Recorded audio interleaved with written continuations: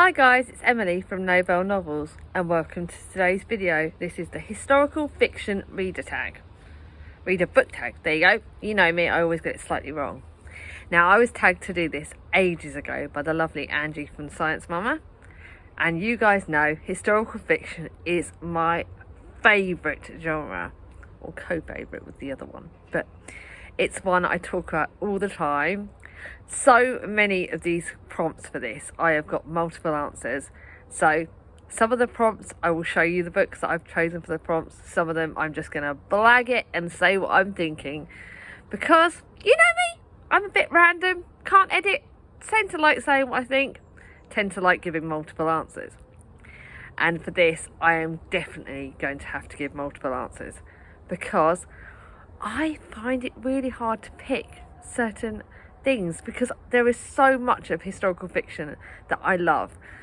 I love so many different genres, so many different time periods, and I find this really hard to pick specific answers, because again it depends on my mood. Like we saw in the mood reader tag, I'm a mood reader. Certain times of the year I like certain genres, I like certain historical eras. Certain times I'll crave certain books. It all depends on my mood. So prompt number one: what is your favourite time period to read about? Again, I'm going to pick two. The one I've got the most books on is the Tudor period, because it's an era that I know the most about. It's actually an era that my daughter is learning about this term, so she is really excited that Mummy's going to be able to help her lots. I know I grew up with the Tudor period. It's probably one of my periods in history that I remember most from childhood, my growing up and secondary school. Like King Henry VIII, divorced, beheaded, died, divorced, beheaded, survived. It's that memory of that poem that has been ingrained into me, that rhyme to remember them. It's been ingrained into me. It's the one that I know most about. We've actually got a pub near us called the Old Manor, which has actually got like pictures of the King Henry VIII. It was actually around in that time. It's one of the buildings that's never going to be able to be knocked down, because it used to be a bolt hole place. So again, I know so much about that era. And I found since I've joined BookTube, I've learned a lot more. I've learned about there's other characters within this, other people within the Tudor time period that I didn't know as much about. There's actually a book that I'm actually reading currently. I am reading The Queen's Fall. And there's a guy in it that's in that book that's been in other books that I've read about. And I love that. I love the connections. I love hearing about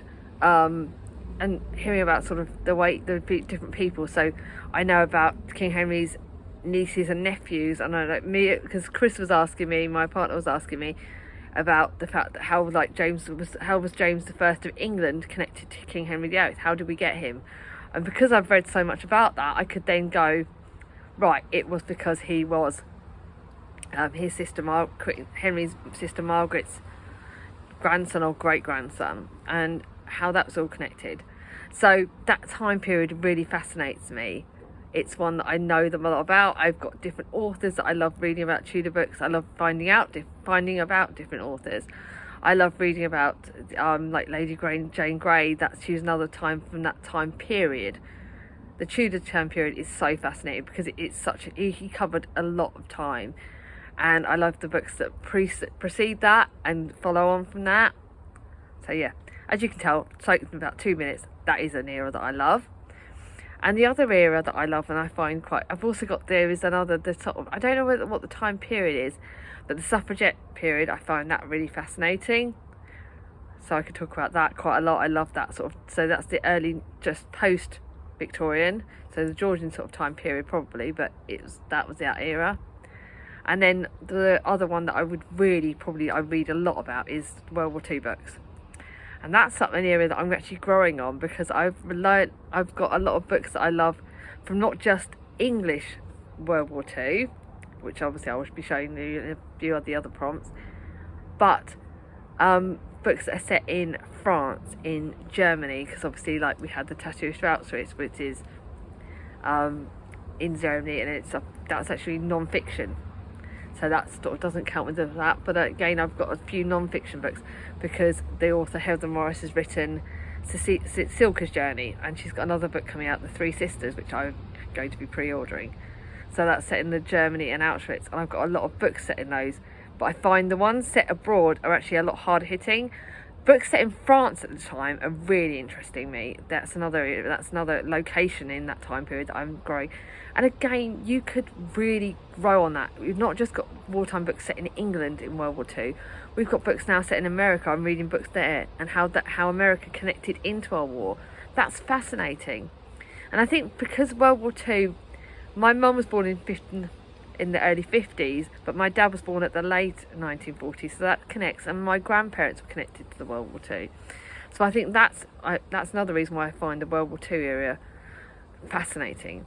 To think what they've gone, our ancestors that are closely connected to me went through. I think that's really good. I've grown up with I grew up with my nan telling me stories of what she went through because she was evacuated. Both my granddads were actually in the World War, and they fought in the war, and they were in similar areas, but they didn't actually know each other, which I found that fascinating.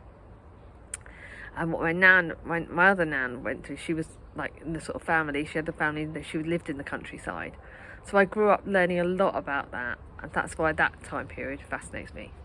This might be longer than the video than I thought. Right, now, next prompt. This should be started. What book made you fall in love with historical fiction? And I think a book that got me back into reading historical fiction, a book that got me that's the setup for the Tudor period, because technically it precedes the Tudors, but it was a book that got me into it, was The White Queen by Philippa Gregory, which is actually, I think, second or third in the Plantagenet series. It's the series that I'm reading this year, but this book was... Oh, this is The White Princess. I meant The White Queen. But The White Princess, I did love The White Princess, but actually The White Princess was really good, but The White Queen, drats, was the one that got me into it. I thought I had The White Queen still, but I don't.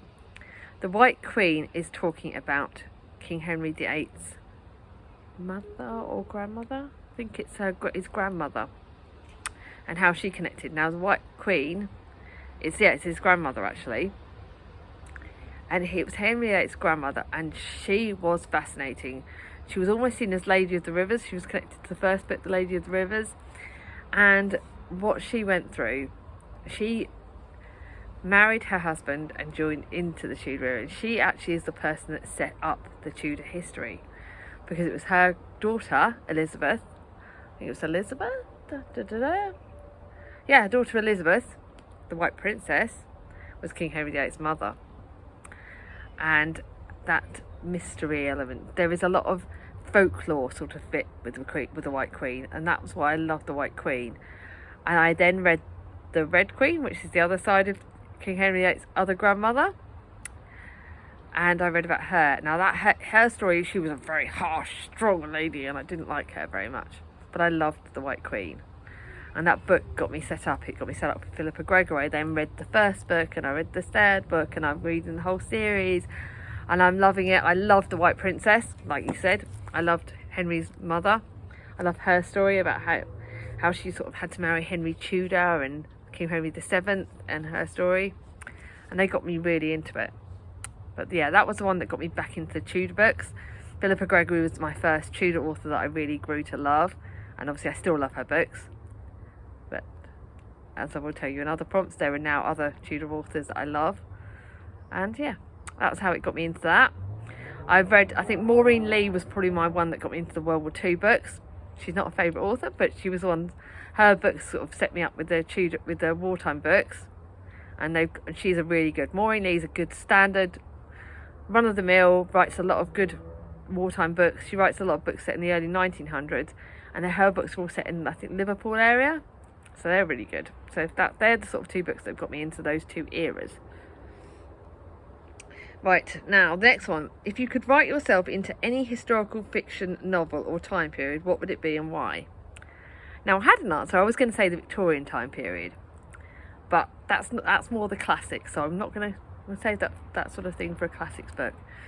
What I will say is I would like to have been written in to the Woolworths Girls, because there is something. This is a series that I'm finishing this month, because I'm reading the prequel to this book this month. There is something about, I know World War II was very hard to think about the bombings, and God, am I mad saying that I would like to go into this book? But to me, the reason why I want to go into this book and this series is because of the friendships that are in there. There are 4 really strong women in this book, and this book sets us up. It talks about Sarah, Maisie, and Frida, and their trio of friendship that went through World War II, that started the World War II. It's also because I would love to work at Woolworths, in the original Woolworths, so back in the wartime, because Woolworths was one of my favourite shops when I was growing up. But to think of the friendships that are in this book, the family elements in this book, the found family elements, this series is really good. And I love families, I love sisters, I love found sort of friendship groups. So yeah, this would be the book that I would go to with that. But I'm also saving this book for another prompt. So yeah, that would be the book I'd want to go into. I'd love to be in part of that. Right, have you ever read number 4? Have you ever read a historical fiction novel that was so gripping it sent you into a research deep dive? Now I'm thinking no, but there is one book that I think got me thinking about that sort of time period, and I would say The Nightingale, because it got me thinking about the World War II elements set in the World War II and set in France, and how that sort of element, the sister element in that was very hard hitting. And I did want to learn more about the French resistance, about World War II in France, and how World War II affected France. God, they went through hell over there. I really think we had it hard here, but like with your religion, obviously they had the Germany invading them. They went through real hell there. And I think I learned quite a lot in The Nightingale. So probably The Nightingale, that's probably about as much deep diving as I could probably do. Do you have a favourite historical fiction author? I have 2. Firstly, obviously, Elaine Everest. I've got the whole of the Woolworth Girl series. She's also got the Tea Shop Girl books, and then she's also written the Butlins Girls, and I've got all her books, and I will keep all her books because they're friggin' amazing. She's a great historical fiction World War II book. And then my other one is one that I need to get more of her books, and that is Alison Weir. Her Tudor book series, I thought Philippa Gregory was great, but when I started reading this series, I fell in love with it. I now need the whole of the series because it's friggin' amazing. I pick up all of her books. She's got 2 new books coming out this year that I want. I will be buying them. There is no question. I love it. I've watched her on a tandem read along event thingy and loved it. Her books are a lot more factual. Philippa Gregory combines historical fiction and is more fictional based, whereas I believe that Alison Weir mixes a lot more fact into her historical fiction Tudor books, and they are beautifully written. This series is my favourite of the Tudor series ever. I've got the last 3, I want the first 3. They're brilliant. I've read the first 3, but I now need to own them because I stupidly gave them away and I'm now regretting that. So they're my books that I'm hunting for in all the charity shops. So that. Now, what is your favourite historical fiction movie or television show? Penultimate question. I don't really watch much TV as you can well see. I read all the time. But a historical series I probably loved on TV originally is Downton Abbey. But now I can't watch it because it makes me cry, because I find the earlier ones very, very hard hitting. I love the location of Downton Abbey. Chris bought me this years ago, and it was a series that got me back into historical fiction. Loved it. Want to see the movie then. It's out on DVD. I really want to see the movie because I love that. I really want to see that. So that's that. And the last question. Historical fiction is often overlooked or underhyped in the booktube world. What book would you recommend to hook any reader into the genre? Now again, you could ask me any of the genres and I would tell, but any of the time periods, because historical fiction is such a wide range. It could go from right back in the early days to, like, technically 1980s counts as historical fiction. It's me a bit old. So depending on what historical fiction era, what time period you want to go to, I could probably tell you a book to go for that era. But 2 of the books that I'm going to recommend, obviously I've recommended all the ones that I've shown you anyway. So for wartime, I would go the Woolworth Girl series. That's the series I would go to.